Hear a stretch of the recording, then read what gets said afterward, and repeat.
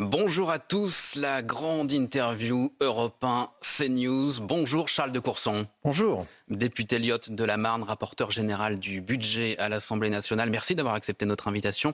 Vous êtes l'un des grands spécialistes de la question budgétaire. Vous étiez hier après-midi présent dans la salle où le Premier ministre a dévoilé son plan d'économie. Avez-vous assisté à un moment de vérité de la part de François Bayrou ou à une litanie de mesures qui n'ont aucune chance d'aboutir ? Alors, le Premier ministre a le mérite de rappeler que la France ne peut pas continuer comme cela. Voilà. Mais je voudrais quand même rappeler que le président de la République est au pouvoir depuis 8 ans et que l'état des finances publiques n'a cessé de se dégrader. Et que nous sommes dans une situation où il faut maintenant prendre des mesures importantes et urgentes. Donc, c'est un mérite d'avoir un Premier ministre. Vous me direz que d'autres, François Fillon avait déclaré un jour « je suis à la tête d'un État en faillite ». Voilà. Mais le constat est partagé depuis longtemps. Mais est-ce que François Bayrou, il n'y a rien de nouveau. Il fait preuve d'assez de courage dans ce que vous avez pu entendre? Alors, il a développé un plan de 44 milliards d'économies. Alors, moi, j'ai consacré une partie de ma nuit à examiner cela. Vous avez tout analysé. Voilà. Et ce que je constate, c'est que dans ces 44 milliards, il y a 14 milliards d'augmentation des prélèvements obligatoires. Je vous donne quelques exemples. Premier exemple, la suppression de 2 jours. De jours fériés. De jours fériés. Alors, on a parlé du lundi de Pâques et puis du 8 mai. La question, c'est qu'est-ce qui se passe du côté des salariés ? Est-ce qu'il y a une modification de la rémunération ?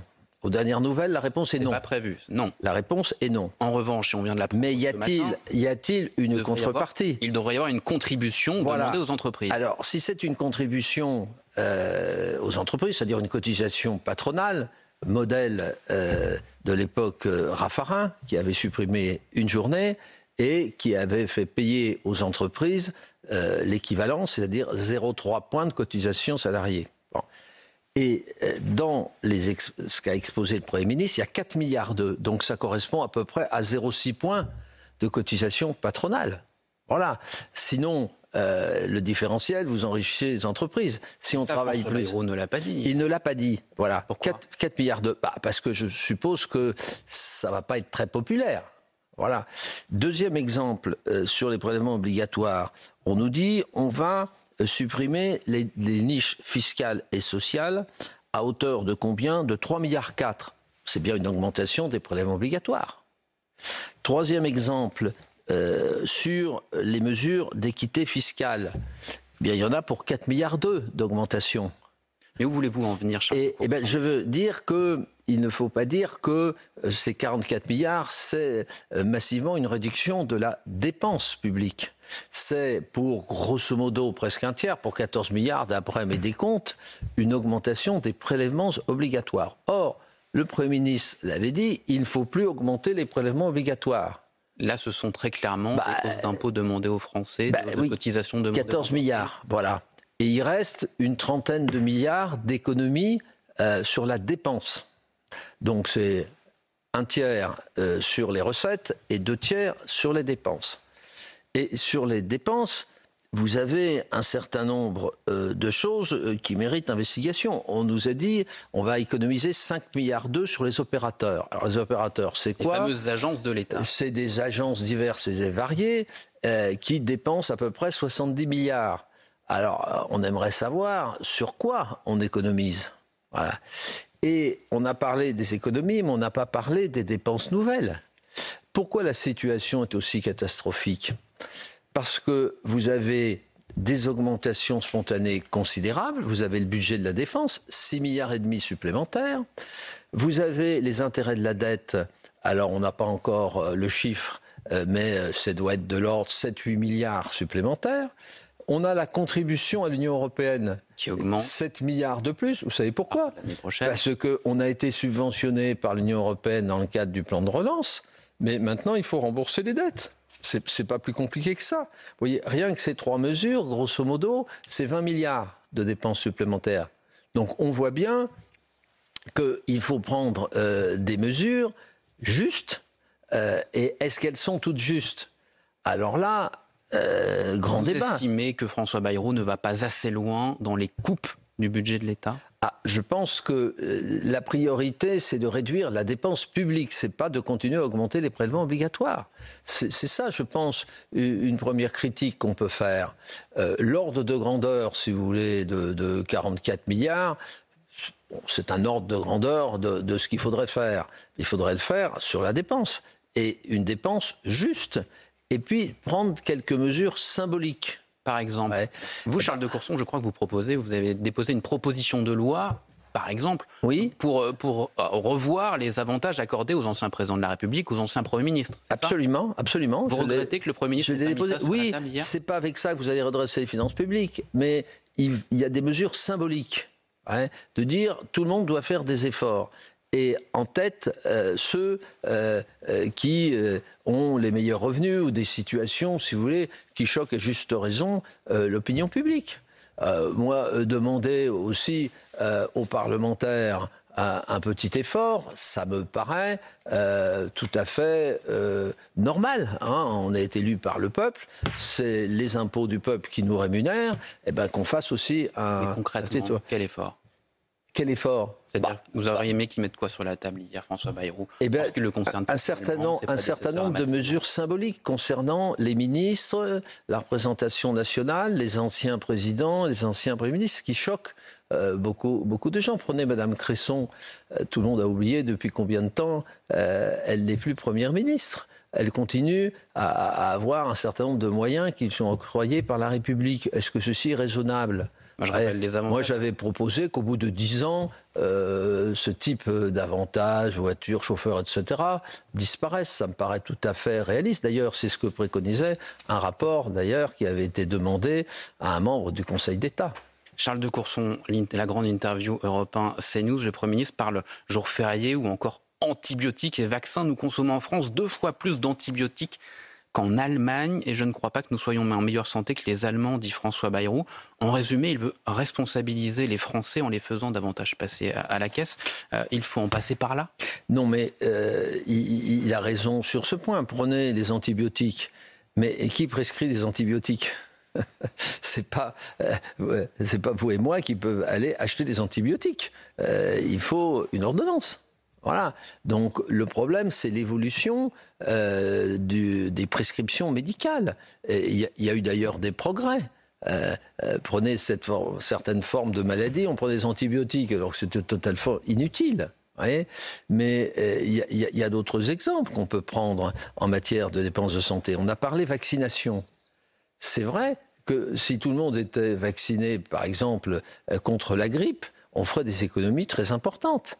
Mais une fois que vous avez dit cela, soit vous dites on rend obligatoire la vaccination. Et excusez-moi, comment vous rendez obligatoire une vaccination si les gens ne veulent pas se faire vacciner? On est quand même encore dans un pays libre. Vous voyez? Alors là, j'ai pas bien compris. Mais Charles de Courson, puisqu'on parle santé, économie, est-ce qu'il ne faut pas aussi, d'une certaine manière, responsabiliser les étrangers? Il faut responsabiliser les Français, mais est-ce que ce n'est pas aussi le grand oublié de ce grand oral de François Bayrou? Pas une fois, hier, le mot immigration n'a été prononcé. Le coût de l'immigration, ce n'est pas un problème, en tout cas visiblement pour c'est vrai, Bayrou. Est-ce que vous le regrettez? On a un débat sur l'AME. L'aide médicale d'État qui permet de soigner des personnes en situation irrégulière, étrangères en situation régulière en France. Il faut bien voir que, quel que soit le pays, on soigne ces personnes. Pourquoi? Parce que si vous ne les soignez pas, ça va déclencher des épidémies. Donc, en termes de santé publique, c'est indispensable. Donc, François Bayrou cite l'exemple de l'Allemagne. En Allemagne, il n'y a pas d'aide médicale d'État. Le panier de soins est resserré. Le débat, c'est le panier de soins. Pas plus malade en Allemagne qu'en France. Non, mais le problème, c'est le panier de soins. Et le panier de soins, il n'est pas législatif, il est réglementaire. C'est est-ce qu'il faut restreindre, au-delà de ce qui existe actuellement, le panier de soins? Ça, on peut en discuter, c'est tout à fait légitime. Mais ceux qui disent on va faire une économie d'1,2 milliard en supprimant l'AME, ça ne veut rien dire. Parce que dans les hôpitaux, si quelqu'un étranger se présente, il sera soigné. parce que s'il a une maladie contagieuse et qui contamine une partie de nos concitoyens, on aura tout gagné. On n'aura fait aucune économie, on aura fait des dépenses supplémentaires. Donc il faut être raisonnable en toutes choses. Vous voyez, et donc le panier de soins... On veut supprimer le lundi de Pâques, mais pas l'AME. Oui, mais ce n'est pas raisonnable de supprimer l'AME en termes de santé publique. Ceci coûterait plus cher que ce que ça rapporterait. Donc, si vous voulez, c'est le genre de fausse économie. Des économies que je qualifierais de démagogiques. Voilà. Alors que sur les 2 jours de suppression, le problème, c'est qu'aux dernières nouvelles, il va y avoir une contribution qui va rapporter 4 milliards d'euros. Ouais, c'est-à-dire, c'est ce qu'avait fait M. Raffarin quand il avait supprimé un jour férié, et puis après les partenaires sociaux ont discuté branche par branche pour comment on augmentait de 7 heures par an la durée du travail, et en contrepartie, il y a eu une cotisation dite de solidarité de 0,3% sur les cotisations patronales. Charles de Courson, vous êtes bien sur CNews et Europe 1. Quelle position va adopter votre groupe, l'UIOT, sur cette proposition de budget de François Bayrou? On a entendu les représentants du Rassemblement national, ceux du Parti socialiste. Visiblement, on se dirige vers la censure. Ce sera votre ligne de conduite également? Écoutez, nous devons en discuter en fin de matinée avec l'ensemble de nos collègues. Les connaissant, je ne voudrais pas anticiper sur la position de notre groupe, mais il m'étonnerait qu'il y ait beaucoup de nos collègues qui votent pour. Ce budget pour ces types de propositions. Alors reste la censure. Bah, vous savez, on est un groupe de gens libres. Voilà, il y aura peut-être un certain nombre de membres de notre groupe qui voteront la motion de censure. Mais à titre personnel, vous étiez démené face à Elisabeth Borne en 2023, en 2025 face à François Bayrou. Oui, je n'ai pas voté la dernière fois la motion de censure. Contre Michel Barnier. Contre Michel Barnier. Mais contre Elisabeth Borne, vous l'avez fait. Et je l'ai fait, mais sur le problème d'une réforme totalement inadaptée. D'ailleurs, la suite des opérations l'a montré, et que ce que nous avions développé dans notre groupe, c'était la sagesse. Hein, c'est-à-dire qu'il faut encourager nos concitoyens à travailler plus longtemps, mais par des voies d'incitation, et non pas en augmentant... À titre personnel sur ce gouvernement de François Bayrou. Je pense qu'il est dangereux de rajouter du chaos au chaos. Voilà. Et donc, moi, en l'état actuel des choses, je ne voterai pas pour un tel budget. Enfin, il n'y a pas que la loi de finances, il y a la loi de financement de la sécurité sociale aussi. De là à voter la motion de censure, nous en discuterons dans notre groupe. Est-ce que c'est parce que vous êtes un ancien compagnon de route de François Bayrou? Non. Qui a l'UDF jusqu'en 2007. Non, puisque vous savez que j'ai rompu politiquement avec François Bayrou en 2007 sur sa position au second tour des élections présidentielles, où il avait fait près de 20% des voix, et Nicolas Sarkozy avait fait une trentaine. À eux deux, ils avaient fait 50%. Il était évident qu'il fallait s'allier. Nicolas Sarkozy n'attendait que cela. Moi, il me l'a dit. Voilà. Il l'a refusé, hélas. Enfin, ne refaisons pas l'histoire. Mais c'est pas parce que j'ai rompu politiquement qu'on ne continue pas à avoir de temps en temps des discussions. Et justement, parmi ces discussions, est-ce que vous abordez les éventuelles ambitions de François Bayrou, triple candidat à la présidentielle? Non. Non. Mais j'ai une petite idée. Je pense qu'il n'a jamais renoncé. Vous le voyez et vous l'imaginez Je pense que tout est possible. Vous savez, vu la situation politique française, tout peut arriver. Charles de Courson, j'aimerais vous faire réagir parce que dans ce contexte, et c'est un peu passé inaperçu, on parle beaucoup de ces chiffres, de ce bilan d'Emmanuel Macron. Est-ce que ce bilan, c'est aussi celui de Bruno Le Maire?